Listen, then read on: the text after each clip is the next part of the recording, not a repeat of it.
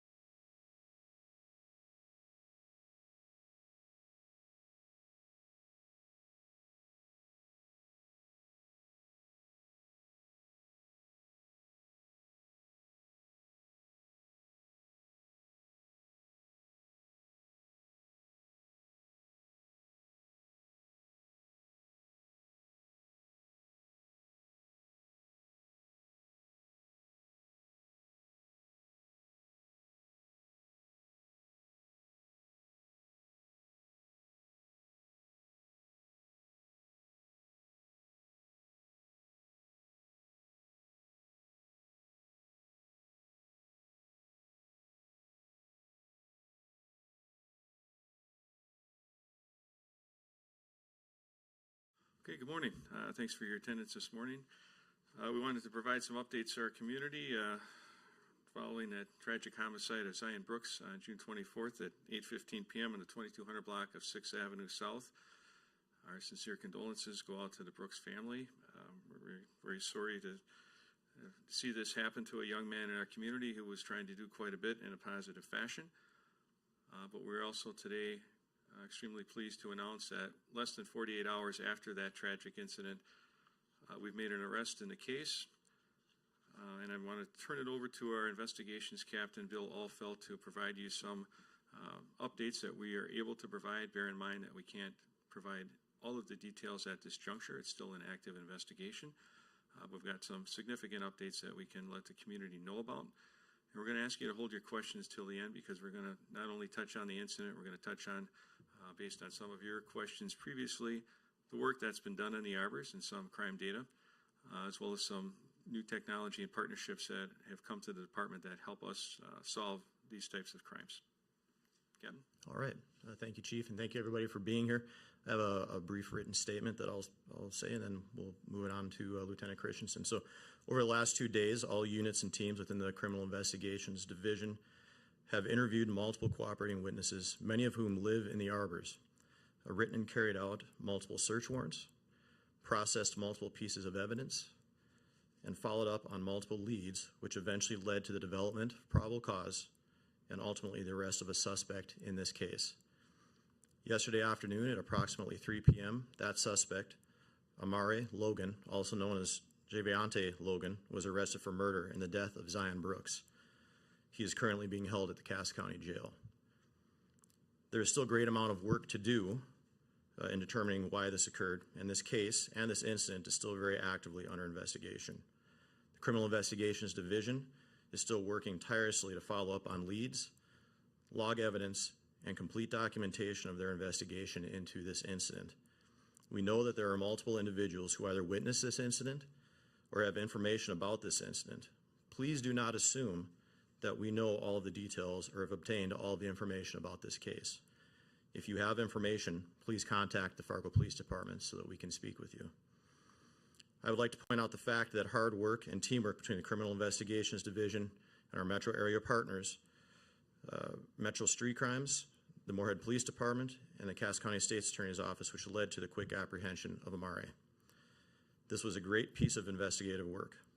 Late into yesterday evening, our team conducted 2 search warrants within Fargo and 1 within Moorhead. One of these search warrants provided multiple firearms, one of which was stolen, the other illegally modified, another which matches the caliber of the weapon used in the incident. Thank you to all of your hard work and dedication and efforts in solving and working towards solving this case. We'd also like to point out that many tips from the public generated by the public and the social media posts from the Fargo Police Department were very helpful in this case. Our department's victim service specialist, a recently added resource within the last year, has been working closely with the family of Zion Brooks and is offering needed support services to assist them. And we would also like to extend our condolences from the Fargo Police Department to the family of Zion Brooks. The death of someone so young is tragic. What I'll do now is I'll pass the mic to Lieutenant Christensen of our Special Operations Unit, which has our Intelligence and Analysis Unit added to it to talk a little bit about our activity in the arbors in the past year. So, Lieutenant Christensen. Thanks, Captain. Good morning, everyone. I just want to talk a little bit about the arbors and what our efforts have been there. I know there's been a lot of questions about that. We've talked about that before, certainly as well, especially over the last year. So I just wanted to kind of talk about what we've been doing, what we've continued to do, and kind of where we're at. So last year, we really started to make a concerted effort working with that management company that works at the arbors, as well as the citizens that live there, to really try to help us interdict some criminal activity that was occurring there. We've had some really good successes. I'm happy to say that our crime numbers in that area have consistently gone down over the last year. They're still trending downward as well. There has been some management change at the arbors that we're also continuing to work with. So our community engagement officers do a really good job of meeting with them on a regular basis. We really are intentional about checking our calls for service on a weekly basis to kind of see where we're at. Our officers do a really good job of stopping there, doing community-oriented policing, making contacts with citizens, doing that type of thing to make sure that we're a presence in that area as well, based off of what we've seen in the past. In the last year, we've gotten a lot more cooperation from individuals that live there and giving us information, because that's obviously very important when we get called there. Having that collaboration with the community to help us kind of solve the crime that is occurring there. And that's really helped us and given us success in where we're at right now. So granted, this incident that occurred there obviously shines a light on the arbors again, but I am happy to say that we have consistently trended downward in our crime numbers there. And our collaboration with the management as well as the citizens that live there has really been a huge help in that partnership and bringing crime numbers down in that community. Thanks, Lieutenant. One of the important things to point out here too is while that Harbors has been a focus, there's been a lot of successes there during this time. You know, we can't prevent all bad incidents from happening. When a tragedy like this happens, I think it's equally important that our department has the capacity and the ability to quickly solve this crime. And in this instance, once again, that's been demonstrated. At least we are bringing some closure to the family, as bad of an incident as this is, and we are holding the perpetrator accountable. And we are taking them off the street so they cannot victimize others or harm others. That's a big focus for the police department. So we're very happy about that. And in addition, the work that's been done in the Arbors has built up relationships to the point where we do have people that are working with us, that are providing us information. Now, they may not want to relay that to the media for obvious reasons, but we have a lot of cooperation in the Arbors itself, and it's those types of relationships that also help us quickly identify who may or may not be involved and provide us significant investigative leads. So from the Arbors community to the larger Fargo community, really just a ton of input to help us solve this quickly as well. And then our folks putting their nose to the grindstone and getting it done, very significant. The other thing that I wanted to bring to your attention is some enhanced new technology that the department has in place and is enhancing here in the very near future. In terms of violent crimes and firearms, injuries, deaths, etc. So about a year ago, you may remember that we entered into a partnership with the ATF, who oversees the NIBIN system. That stands for National Integrated Ballistic Information Network, NIBIN. And for about the last 3 years, we've actually been submitting all of our ballistic data to NIBIN. This is a technology that looks at ballistic data and correlates it with other crime scenes, or may correlate it with other guns. So as Captain Ahlfeldt alluded to, we got 4 guns out of the search warrant. Those guns will be test fired as well, and that ballistic evidence will be compared to in the NIBIN system and possibly match it to other crime scenes, not just here in Fargo, but nationally. This is a national database.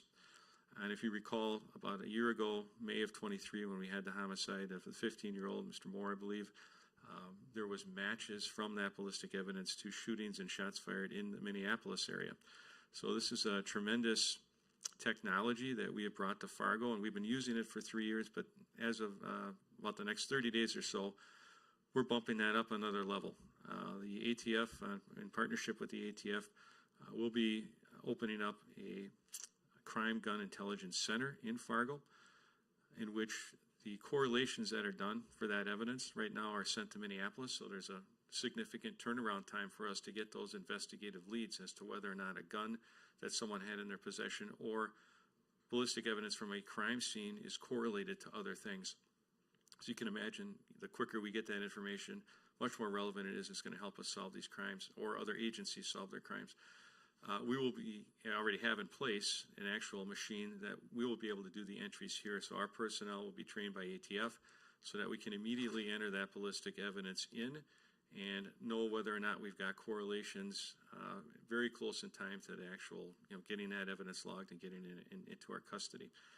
So that's a very excellent partnership with the ATF that we will also be opening up on a regional basis. Tomorrow I'll be meeting with other regional leaders who are aware of this, but we haven't talked in detail. But Cass County, Clay County, Moorhead, West Fargo, other entities in our geographic region will have the ability to bring their ballistic evidence here to enter it into that system for the same benefit. So again, this is not only enhancing investigations, it's going to help us keep all of our communities safer. Many of these perpetrators are not involved only in crime in one city or one area. We can see, and there's huge data from the ATF showing the trends in, and I don't forget their number, but it's a large number of firearms ballistic correlations that they have made, and that system's been in place for many years. So another piece that we are bringing here to the Fargo community, and our department will spearhead in partnership with the ATF. I think absent that, we're happy to take any questions, and again, thanks to the State's Attorney's Office for their assistance as well in terms of moving this towards prosecution, but we're happy to take any questions. I guess the big question, do you know and can you reveal what this was all about? Still part of that active investigation. Not able to talk about that at this time. Do you know, though? Do you have Still part of the active investigation. Not able to talk about it this time. Forgive this similar line of inquiry, but you mentioned NIVEN, and NIVEN is something that's been folded into the SAFER initiative, which is involved with the State's Attorney's Office. I think you guys can understand the optics of this investigation. Is there any comments that you can make regarding the SAFER initiative and how it might play into this specific incident? Sure. Well, and we had NIVEN here for a couple of years, and it will get integrated in. That's the U.S. Attorney's Office, actually, with that particular grant program. And so that, knowing that we're enhancing that operation adds to that grant opportunity as well to, again, kind of go after violent crime. We are lucky in our area here in Fargo, in our region, that we don't have significant violent crime, but one is obviously too many. So I think we are seen as uniquely positioned to really get in front of violent crime and to quickly douse it and identify those that are involved quicker and keep that safety level that we have in Fargo where it is. Unlike, unfortunately, a lot of other cities where firearms violence is out of control and they can't keep up with the investigative leads and the amount of evidence and shootings. And the other correlation here, too, as well, is narcotics trafficking. We have significant narcotics trafficking in this area. We've got 2 interstates going through. We're near the Canadian border. And also, along with narcotics, is guns trafficking into Canada is a huge thing as well. And so, along with narcotics comes firearms. And so we have the ability to not only search that ballistic evidence in our region, but nationally. So if we get someone up here that's got a load of fentanyl from Texas and they've got a firearm on them, we'll check that gun, not only in our region, but we can check specific states or the whole southwest part if we want to do that and see what other crimes will be correlated. And so that, again, just adds to that whole SAFER initiative. Anything you can tell us about the arrest? I understand, I know where it happened, but if he was in a car, on foot, if it came from a tip from the public about that car, anything? Yeah, our investigation led to a possible location of our suspect, and once that suspect was located, he was located in a vehicle. That vehicle was followed. A very public traffic stop was made. Everybody, there was a lot of video, a lot of pictures that were released in North Fargo on 12th Avenue North, and our suspect was arrested out of that vehicle. He was with a family member in the vehicle. So in relation to the cooperation received from residents at the Arbors, is this citizens volunteering information to the police, or is this through the work of confidential informants? These are citizens that are volunteering information to the police throughout the investigation. So. And maybe this has been answered already, but I know that 2 vehicles were speeding away from the scene that night. The other vehicle was found. Were there any suspects? Was that unrelated? What can you tell us about that? Well, both vehicles are found. Both were related to the incident. And understand that when we put out posts like that, it could be the suspect vehicle, it could be witness vehicles. There could be many reasons why we're looking for that vehicle. And so both vehicles were located, and we've spoken to individuals that were related to those vehicles. 2 questions, one playing off his question. Mm-hmm. Will anyone else face charges? There were 2 vehicles. Will anyone else be charged? So we're still talking to multiple people. We're still going through the evidence. We still have a lot to find out. And so that's still under active investigation if there will be other charges brought to people. I know there's been a lot of work done at the Arbors over the past couple of years, federal, locally. Do you think if this maybe happened, and I realize this is just a crystal ball question, but if this happened 3 years ago, you may not have gotten the cooperation that you did for this investigation? I think that the work that's been going on over the last few years, and especially within the last year, has really helped our relationship with that community. So I do not believe we would have received the same cooperation from within the Arbors 3 years ago that we did today. Following up on the statistics, the decrease in violent crime that was mentioned, is that something that would be reflected in the past year's report, which was released, earlier this year, or are there updated statistics that would be available to the public if they were interested in seeing, specifically how things have been transpiring over, say, the past 6 months? The report that we were referring to, and correct me if I'm wrong, Lieutenant Christensen, goes through June now of this year. And so I don't know if you want to, we do have statistics that would be through June, I believe it was 23rd of this year. So You mentioned at the beginning, just briefly, that the victim was somebody who was trying to do some good in the community. Anything more you can say about the victim? Really, this is coming from the investigation and family, but an individual that had moved here looking for, I guess, a fresh start, and by all accounts was an upstanding person, wasn't involved in criminal conduct, worked with the people in the Arbors and aiding them and trying to keep unwanted individuals from buildings, and so really just a good community member that was trying to work with everyone else to keep that area safe. So it's really a shame that this happened to him. Can you say where he's from, and does he have any family around here? You said he just moved here recently. He's from Georgia, and no known family members in the area. And so, just following up on that question, was he a resident at the Arbors, or was he someone who was sort of doing, I guess you might call it, volunteer work to help? He was a resident at the Arbors. Yeah.